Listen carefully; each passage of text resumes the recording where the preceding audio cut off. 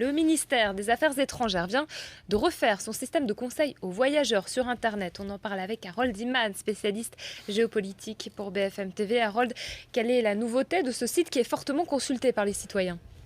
La nouveauté, c'est qu'on a une nouvelle catégorie d'alerte.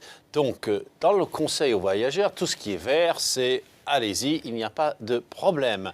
Cependant, on a introduit cette couleur jaune pâle qui signifie qu'il y a quelques petits désagréments dans la zone où vous vous rendez. Soit il y a des petits larcins, ou il y a de la fraude à la carte de crédit, ou il y a une situation de maladie comme la fièvre jaune, le malaria, ou encore de pollution très forte. Voilà pour cette nouvelle couleur. Sinon, orange et rouge indiquent des dangers qui sont de l'homme contre l'homme, ça veut dire de la criminalité violente avec enlèvement ou meurtre, et bien sûr le terrorisme, sans oublier le cas particulier de la pollution, de la contamination par radioactivité, ce qui explique Tchernobyl ici, et on va aller au Japon, là, tout à fait là, à Fukushima.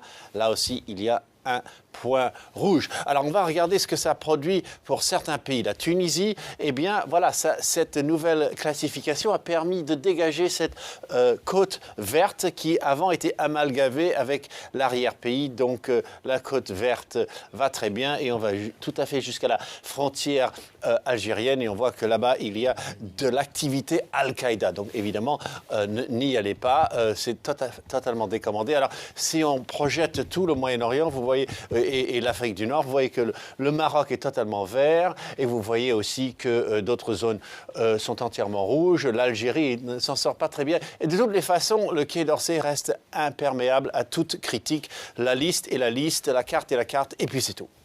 Harold, en plus de ce système de cartes, il y a aussi le système Ariane qui permet aux Français qui voyagent de recevoir un email ou un SMS pour leur indiquer un danger particulier. C'est très facile à remplir, vous vous enregistrez, vous dites où se déroulera votre voyage et puis bon voilà, comme vous le dites, vous aurez droit à un SMS, c'est-à-dire attention maladie, attention inondation et puis s'il y a pire, on vous dira où vous rendre dans un centre de regroupement si jamais il fallait être extrait de la zone en question.